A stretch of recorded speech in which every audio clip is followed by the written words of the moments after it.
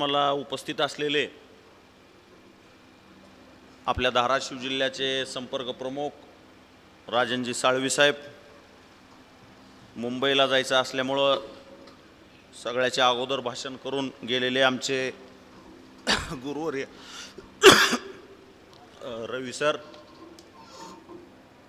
सन्माननीय ज्ञानराजजी चौगुले साहेब,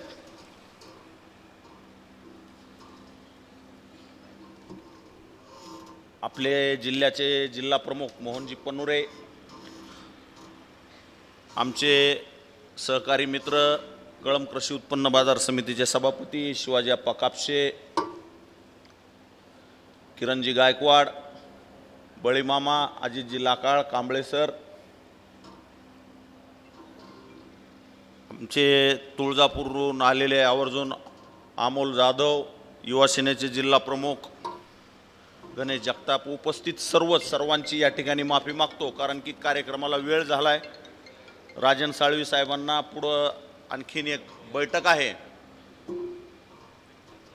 मी सर्वप्रथम या कळंब तालुक्यातील जे शिवसेनेचे पदाधिकारी आणि कार्यकर्ते आहेत त्यांचं या ठिकाणी आभार व्यक्त करतो की आपण माझ्या वाढदिवसाच्या निमित्तानं आज एवढा मोठा कार्यक्रम घेतला. या तालुक्यातील 49 महिलांना शिलाई मशीन या ठिकाणी आज वितरित होणार आहे आणि आमदार साहेब आमच्या तालुका प्रमुखांनी 49 शिलाई मशीनी आणल्या म्हणून माझं 1 वर्ष वय बी वाढविलं. त्यांनी 49वा वाढदिवस म्हणले. तर माझ्या या वाढदिवसानिमित्त हा जो उपक्रम आपण राबवला त्याबद्दल सर्वांचे आभार व्यक्त करतो. आणि या आयुष्यातील पाठीमागे वळून पाहता मी नक्कीच स्वतःला भाग्यवान समजतो, कारण की कसं असतंय की आपण कुठलंच ध्येय घेऊन आपल्याला हे मिळावं म्हणून कधी राजकारणात उतरलोच नाही. ज्या वयामध्ये काही कळतच नव्हतं त्या वयामध्ये आम्ही या ठिकाणी राजकीय प्रवास सुरू केला होता आणि त्यावेळेस आदरणीय हिंदू हृदय सम्राट बाळासाहेब ठाकरे यांना पहिल्यांदा ज्यावेळेस भेटायला नरसिंगांनासोबत मुंबईला गेलतो, एकच ड्रेस 4 दिवस घालून फिरत होतो. अण्णाची बी तीच परिस्थिती होती आणि आमची बी तीच परिस्थिती होती. तिथं कुंडलिकाप्पा गायकवाड म्हणून आपल्या धाराशिव परांड्याचे एक ड्यूक्स कंपनीमध्ये हे जे प्रमुख होते ते आपले सिक्युरिटीचे चीफ, 2-3दा भूक लागली तर त्यांनी दुसरं काय नाही पण ड्यूक्सच्या बाटल्या जास्त पे म्हणायची, म्हणजे भूक लागत नाही. आणि त्यावेळेस 50 रुपये खिशात घेऊन मुंबईला अण्णाबरोबर गेलतो. तेव्हा बाळासाहेबांच्या तिथं म्हणजे बाळासाहेबांना पहिल्यापासूनच टाईट सिक्युरिटी होती. आमच्याबरोबर बरेच लोक होते. अण्णाला एकट्याला प्रवेश दिला, बाकीच्याला दिला नाही. मग अण्णांनी सांगितलं एक लहान मुलगा आलाय म्हणले साहेब, त्याला तर मध्ये घेऊ द्या. आणि बाळासाहेबांनी त्यावेळेस मध्ये घेऊन सांगितलं, विचारलं की तू शाळेत कितवीला आहे. त्यावेळेस मी 8वीला होतो.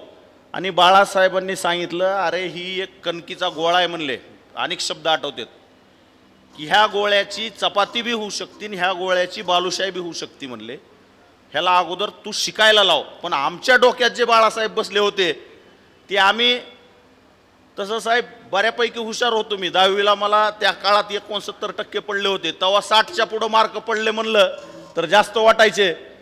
माझे बंधू डॉक्टर अशोक थोरातांनी मला इकडं शिवसेनेचा लय नाद करायला म्हणून अंबाजोगाईला शिकायला नेलतं. त्यावेळेस आमची परिस्थिती नव्हती की अंबाजोगाईला रूम करून राहायसारखी. तर त्या ठिकाणी सुद्धा नेमका आमची अंबाजोगाईला कॉलेजची परीक्षा जवळ यायला आणि मराठवाड्यामध्ये नामांतराचं वातावरण पेटायला, पेपरामध्ये आपल्या शिवसेनेच्या नेत्याची नावं फिरवा यायला लागली. आम्ही घरच्याला खोटं सांगितलं, म्हणलं माझा अभ्यास झाला नाही, मला ड्रॉप घ्यायचा आहे. तिथून उठले आणि इकडे येऊन चळवळीत सामील झाले आम्ही. परंतु आयुष्यामध्ये ज्या गोष्टीचा कधी विचार केला नाही त्या सर्व गोष्टी हिंदू हृदय सम्राट शिवसेना प्रमुख माननीय बाळासाहेब ठाकरे यांच्या विचारावर प्रेरित होऊन काम केलं आणि त्यामुळं मिळाल्या. आणि खरोखर चौगुले साहेब मी कशामुळं भाग्यवान समजतो की मला शिवसेनेमध्ये तुम्हाला आठवत असेल एकदा एकनाथ शिंदे साहेब 1.5 का 2 महिन्यासाठी विरोधी पक्ष नेते होते. फडणवीस साहेब मुख्यमंत्री झाले, शरद पवारांनी बाहेरून पाठिंबा दिला आणि शिंदे साहेब विरोधी पक्षनेते होते, त्यावेळेस आपल्या धाराशिव जिल्ह्याच्या पाहणी दौऱ्याला एकनाथजी शिंदे साहेब आले होते। त्यावेळेस मी तुमच्याबरोबर होतो आणि त्यावेळेस एकनाथजी शिंदे साहेबांच्या फेसबुकला जी पोस्ट पडत होत्या की या राज्याचे विरोधी पक्षनेते एकनाथजी शिंदे साहेब यांचं जिल्ह्यात हार्दिक स्वागत, त्यावेळेस त्या पोस्टच्या खाली मी कमेंट केली होती की मला पक्की खात्री वाटते की हा माणूस भविष्यामध्ये महाराष्ट्राचा मुख्यमंत्री होईल, असं मनातून आवडणारं नेतृत्व होतं। आणि आपल्या सगळ्याच्या माध्यमातून आदरणीय चौगुले साहेब आहेत, आदरणीय रवी सर आहेत, आणि आपला स्वभाव आहे, ज्या ज्या माणसाने आपल्यासाठी केलंय त्या त्या माणसाला आपण कधी विसरत नाही।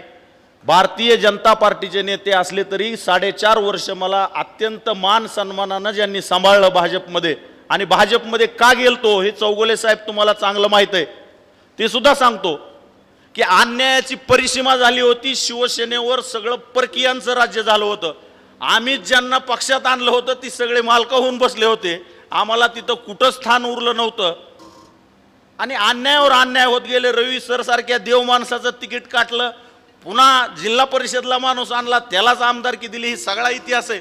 त्यामुळं कुठंतरी त्यावेळेस बंड करायचा निर्णय घेतला आणि बंड केलं, पण त्यावेळेस उद्धवजी ठाकरे मुख्यमंत्री झाले होते, राष्ट्रवादी त्यावेळेस उपमुख्यमंत्री होती, काँग्रेस होती, त्यावेळेस सुद्धा शिवसेनेतून बाहेर पडल्यानंतर आम्हाला काँग्रेस आणि राष्ट्रवादीतून सुद्धा बऱ्याच नेते मंडळींनी तिकडे प्रवेश करा म्हणून सांगितलं होतं, पण आपण हिंदुत्व सोडायचं नाही म्हणून त्यावेळेस भारतीय जनता पार्टीत गेलो। आणि ज्या दिवशी एकनाथ शिंदे साहेबांनी हा निर्णय घेतला त्या दिवशीपासून मात्र पुन्हा तोपर्यंत चौगुले साहेबांच्या रूमवर सुद्धा कधी गेलो नाही, मी मुंबईलाच गेलो नाही। ज्या दिवशी पहिल्यांदा एकनाथ शिंदे साहेबांनी निर्णय घेतला त्या दिवशी आमदार ज्ञानराज चौगुले साहेबासोबत उमारग्याचा एक माणूस, त्याचं नाव घेत नाही मी आता, आणि दुसरा माणूस जर कोण भेटायला आला असेल, चौगुले साहेबाला म्हणलं आम्हाला शिंदे साहेबाला भेटायचंय, साहेबांनी मंत्रालयामध्ये साहेबांची वेळ घेतली आणि पहिला माणूस आहे मी शिंदे साहेबाला भेटलो। तिथून किरण गायकवाड साहेबाला फोन केला की आपलं बी थोडं चुकायला लागलंय, आपण बी आता इकडंच यावं लागतंय म्हणून। थोडे दिवस जरा किरण मालक निर्णय घेतला नव्हता, शिंदे साहेबाला भेटलो, मोहन शेठ बी नव्हते तेव्हा, पहिल्यांदा मीच आलो तुमच्या बरोबर, आणि तेव्हाच चौगुले साहेबांनी सांगितलं होतं की साहेब ही गेल्या वेळेस काही सुद्धा नसताना विधानसभा लढलेला कार्यकर्ता आहे, 3ऱ्या क्रमांकाची 20-22 हजार ह्या माणसानं मतं घेतलेत, आज हा माणूस थोडा बाजूला आहे। त्या दिवशी चौगुले साहेबांनी त्यांनी सहज बोलले असतील का कसं बोलले असतील, पण उद्याचा आपलाही माणूस उमेदवार होऊ शकतो ही त्यावेळेस बोलले होते। आणि त्यामुळं मला मिळवायचं काहीच नाही, मला एकनाथजी शिंदे साहेबासारख्या एवढ्या मोठ्या नेतृत्वाबरोबर काम करण्याची संधी जी मिळाली, आज या जिल्ह्याचे पालकमंत्री सरनाईक साहेब आहेत, आपले राजनजी साळवी आहेत, आपल्या सर्वांच्या सहकार्यानं या नगरपालिकेमध्ये जसं यश मिळालं तसं आम्ही सगळे फील्डवर काम करणाऱ्या कार्यकर्त्यांच्या समोर साहेब तुम्हाला शब्द देतो की नक्कीच या धाराशिव जिल्ह्यामधील कळंब आणि धाराशिव विधानसभा मतदारसंघामध्ये आपल्या शिवसेनेला भरघोस असं यश आगामी जिल्हा परिषद आणि पंचायत समितीच्या निवडणुकीमध्ये मिळवण्यासाठी आपण प्रयत्न करू। पुनश्च एकदा आपण जो हा कार्यक्रम घेतला, आदर सत्कार केला, त्याबद्दल आपल्या सर्वांचे आभार व्यक्त करतो। आणि